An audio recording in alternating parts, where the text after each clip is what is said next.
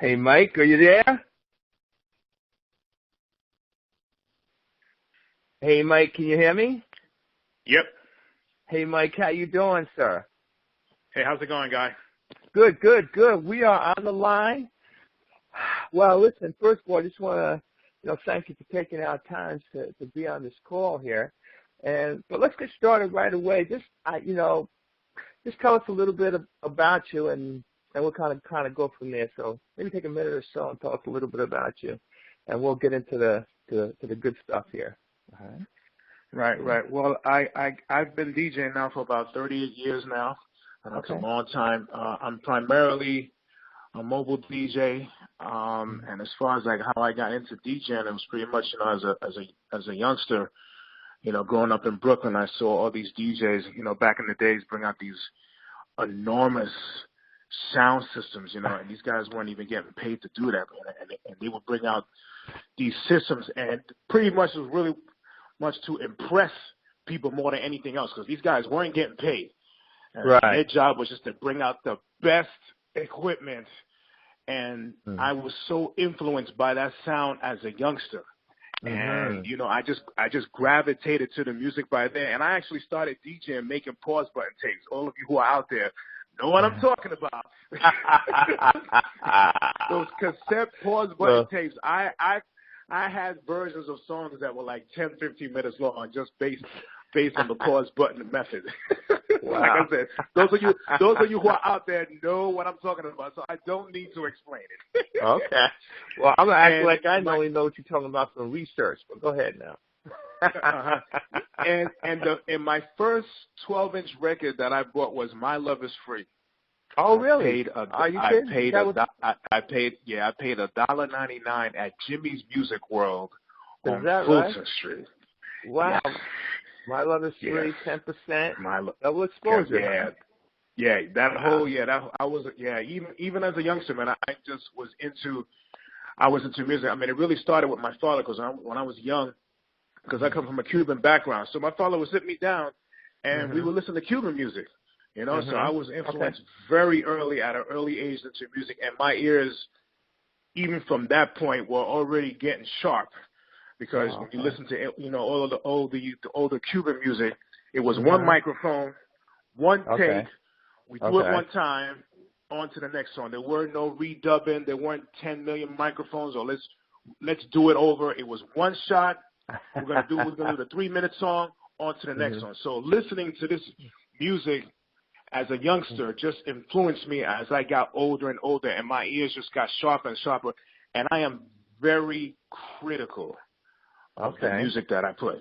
I'm very critical, and I hear everything. I mean, everything. I can hear the guys breathing in the studios, especially on older jazz records, like the old Miles Davis records. I can hear the musicians breathe. I can hear the musicians breathing in the background.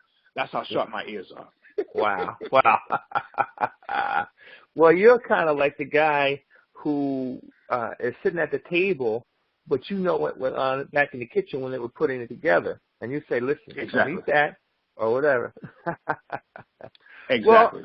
Well, fast forward, somehow you got into soulful house music.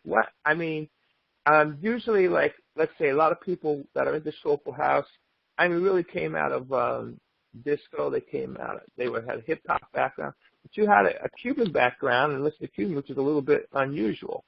So how did you get into soulful house? How did that happen? Well, my ingredients is pretty much the same. I'm still playing the Latin music now, and you're absolutely right. I migrated from the disco. I mean, I remember I have all the Cerrone records, all the Voyage records. So I was influenced by that entire sound from the 70s, especially the Italian disco scene. So it was just a natural progression, to go from the disco. Disco Inferno, The Night the Lights Went Out. I went through that whole era. So it was very easy to gravitate to just migrate into house music. When the early Tracks records started coming out, I was like, wow, what is this?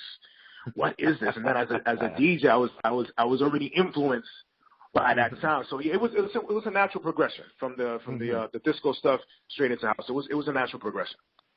Well, let me ask you a question. In your opinion, we both know and love house music. And I remember, like, when they first came out with the house music, there was a point in time where, just like with the disco era, I'm going to exaggerate maybe a little bit here, but they even had a Frank Sinatra house version. I mean, everything was house. And then after that, it seemed like after the 80s or so, it kind of went back underground where it came from. Now you can still get it. Of course, you know, people like us still follow it. But what do you think happened? I mean, where'd it go? And, you know, why is it getting the love that at least I think it deserves? What's your opinion about that? Well, what happened was the explosion of hip hop. That's what happened. That's what happened. That's why the house music went back to underground. And also the parents and the older brothers and sisters were not passing the torch and said, hey, this is what I was listening to when I was young. I mean, you have a few kids that do know about house music, especially back in those days, like in the early 90s, all the R&B songs were all done into house music. I mean, all the I mean, Steve Sugg Hurley was doing house music of R&B songs. Frankie Knuckles was doing remixes of R&B songs. Masters at Work, you know, so there's a whole plethora of the R&B songs that were going into house, because also radio was playing dance music. That's another thing in that era. I mean, you had Tony Humphries had his mix show, you know, BLS had their mix show, and all these other, KTU was doing their mix shows. 103 was doing David Morales at 2 o'clock in the morning, you know, so dance music was being exposed on the radio. Once the radio stopped supporting, or once they stopped supporting the dance music, that's when it disappeared. Right. If you go on the airwaves now, it's all hip hop oriented. And now I can even say now that reggaeton has influenced, you know, the kids of today. I mean, you got, you know, some of these African American kids listening to reggaeton. You know, so like I said, once the radio stopped supporting dance music and the labels stopped putting out the music, that's when it just completely disappeared. Right. Well, so let's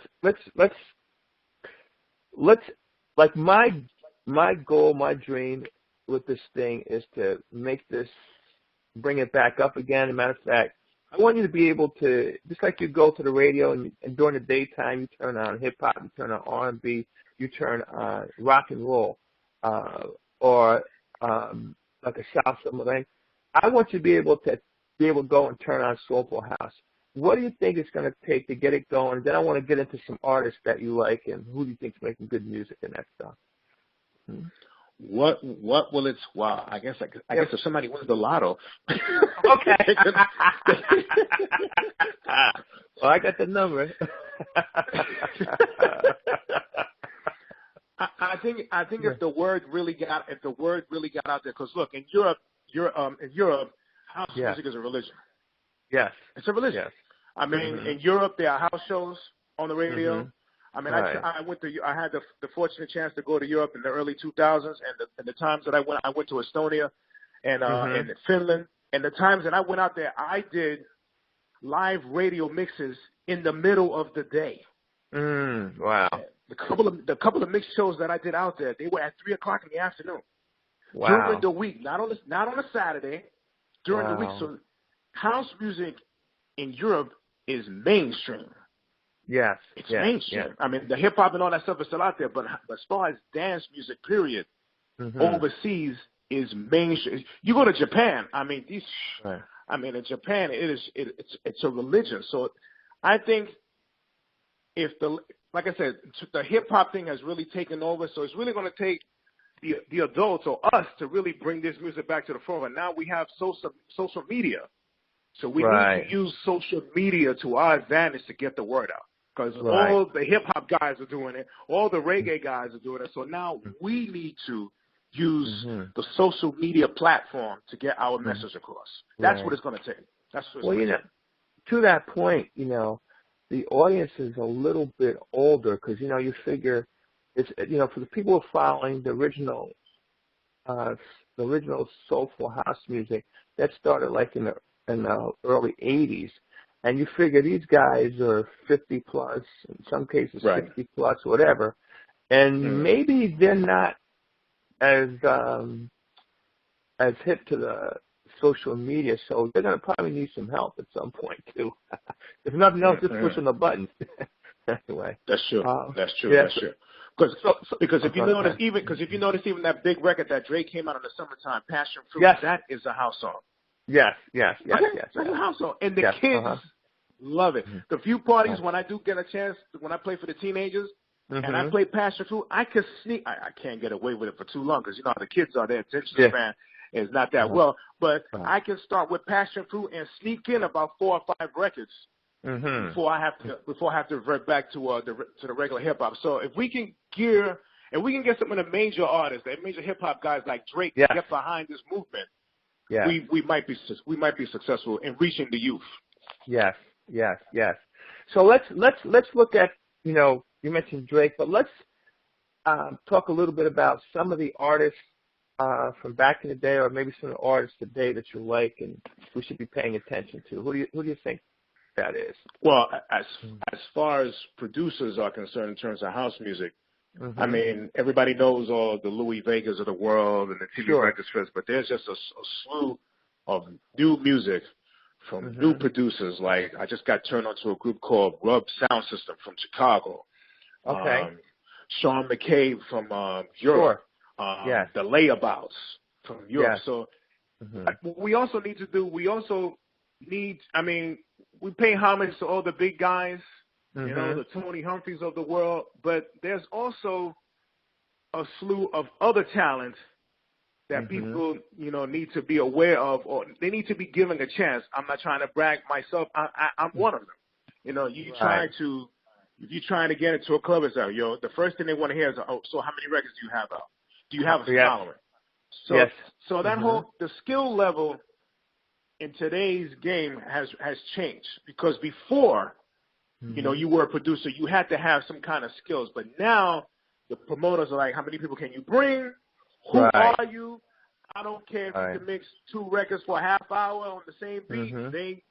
They really don't care about that. So I think what has to happen is there needs to be a new blood of people coming in, you know, especially DJs.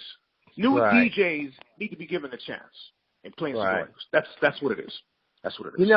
You know, to that point. Now listen to this. Now, this is what I've seen. If you ever saw these guys interview, they always say, we listen to everything. We're always looking for the next this, next to that. But in real life, for most of them, no, they aren't. They're who are you? How many followers do you have? Who's listening to you? How many records? Now, but to be fair, all of them needed a shot. Hey, all of them needed a shot. You know, but I could tell you for the most part, and there are quite a few individual exceptions.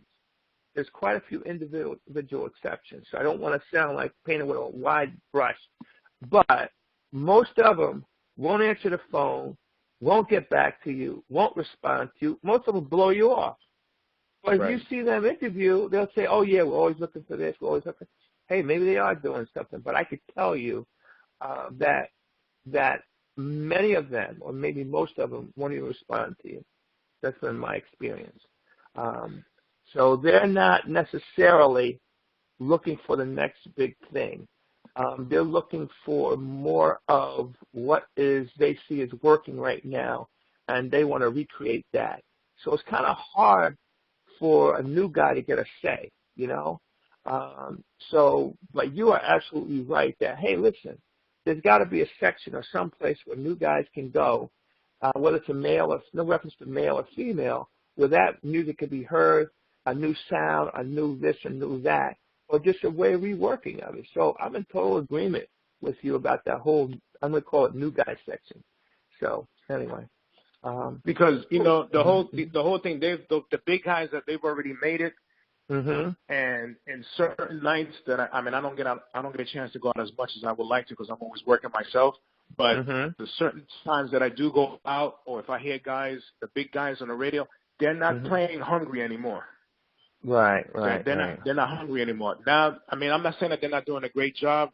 Don't get me wrong, but they've reached a point in their careers like where, you know, I've made it, I'm here, and I'm here to stay. I mean, not to mention names, but I'll just mention the group. The Kings of House. They are basically playing music from 20 years ago, and a lot of them they're playing their own productions. So there's no need for them to practice. Right. Because I've been playing this music, you know, for the last 20 years. As opposed to when you can have new music, I don't care who you are, you have to practice. You've got to listen. You have to. I don't care who you are. Michael Jordan practiced. Derek Jeter went to practice. And these are the top, these were the best of the best. And those guys went to practice every day. They got there before everyone else and left after everyone else. So the same thing is with DJing. The Kings of House, they're at a point where it's like, hey, you know what? We have this mantra now. We're playing old records. We don't have to practice. We don't have to worry about new music, and we're making an insane amount of money, and we're still just as big as we were before. Right. So that's kind of like, you know, it's kind of like a catch-22 thing. You know what I mean? Those guys, like I said, those guys have already made it. So it's time for new blood. Okay. All right. Are there any singers that you're feeling or who, hey, listen, we need to pay attention to, or any people from back in the day? Jocelyn Brown still has game. Jocelyn Brown still has game. Cece Bobian. Susu Bobian. Susu Bobian. Yeah, Susu Bobian. There's another young woman called Imani. Dana Weaver. Monique Bingham. Sure, you know, absolutely. There's just a slew. I mean, we can be on for the next 3 or 4 days talking about artists, remixers, vocalists. So I'm just giving you my short list. Wow. Well, you know, I'll tell you, one of the things that I like about Soulful House is certainly the music, but the music is not only good for listening and dancing, but it's certainly, if you want to exercise, it's great exercise in music. You can do different things. Also, too, let's say, you know how you're going to the malls and you hear like some more of the modern stores have music playing over their system. I think it could be used there. I remember I went to a picnic. This is going back, I don't know, a couple of years ago. And just like in the warm-up, in the background, they had, you know, Soulful House playing. And they had a lot of stuff with vocals and some without vocals. But it was really, really good, and it kept the energy up. It kept the energy live, too. Now, do you have a preference for vocals or non-vocals, or it just depends on the song? It really depends on the song. Okay. It depends on the song, because I do play a lot of instrumentals, you know. But of course, I'm a vocal guy, and I'm also a proponent of, in terms of the style of mixing, because all the DJs, even the big guys, all they play is the A sides. I am a strong proponent, because I come from a generation where DJs were really mixing, and when you went to the club, you know, you heard them play the vocal, the instrumental, the acapella, go back to the vocal, and just stay on the instrumental, and then go to another record. I come from an era where the DJ is really working the record. Okay.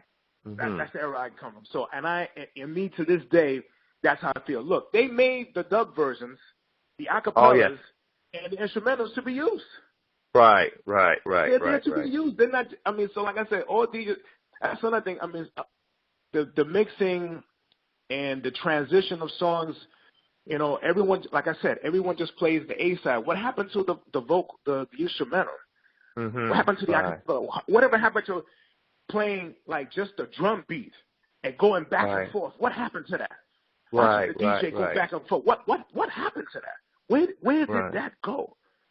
That's why myself as a DJ, I still believe in playing. I'm not saying every song deserves it, but there are certain songs where, you know, you should play all 3 verses and turn a 5-minute song, take a 5-minute song and turn it into 15 minutes. And if you're mixing it correctly, and if you're mixing at the right points, the audience will remain with you. Right. Well, Broadway, we're getting down to the wire here. Is there anything that we haven't covered that you want to make sure that we talk about with this whole Soulful House thing? I guess I don't want to get. I guess that's another conversation in terms of technology and what equipment, what people are using.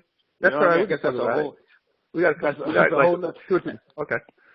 That's a whole another conversation because it's become now a controller's world. In terms of what DJs are using. In some cases, the DJ mix is like almost non-existent. But in the Soulful House, scene, it's still there. But I'm also not into watching a DJ, even if he's rocking house, playing on a laptop. I've got a problem with that. Okay. The art form of DJing, to a certain degree, has disappeared. I mean, the technology has made the DJ lazy. It really has. It really has. So I'm just hoping that we can. I'm just hoping that we can preserve the art form. That's all I want to say. I'm hoping that we can preserve the art form and that the technology doesn't take over. Okay. All right. Well, listen, we're going to have that conversation going down the future because. Oh yeah. We can be here for hours on that one. Because I have a few choice words, but I'll keep it nice and clean. Well, hey, Broadway. Well, for those of you who don't know, Mike is also called DJ Broadway. Do you want people to contact you? How can they hear your music, or how can they look for you, follow you, or if you'd like any of that? If you want to follow me, I'm on Facebook under my real name, which is Mike, and the last name is MITJANS, and the contact number is 917-435-3404. New Year's Eve, I will be playing at Lounge 108, which is on 108th Street and 3rd Avenue in Manhattan, because what's going on now is being, like I said, I am a mobile DJ. I have a lot of private Christmas parties coming up, so I really can't invite the public to that. But my next public event will be at a club, Lounge 108, and that's on 108th Street and 3rd Avenue in New York City. Okay. Now, can you repeat the contact information one more time? You have that? Sure.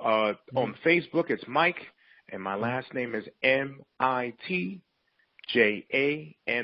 Mitchans. Email address is djbway@aol.com, and my phone number is 917-435-3404.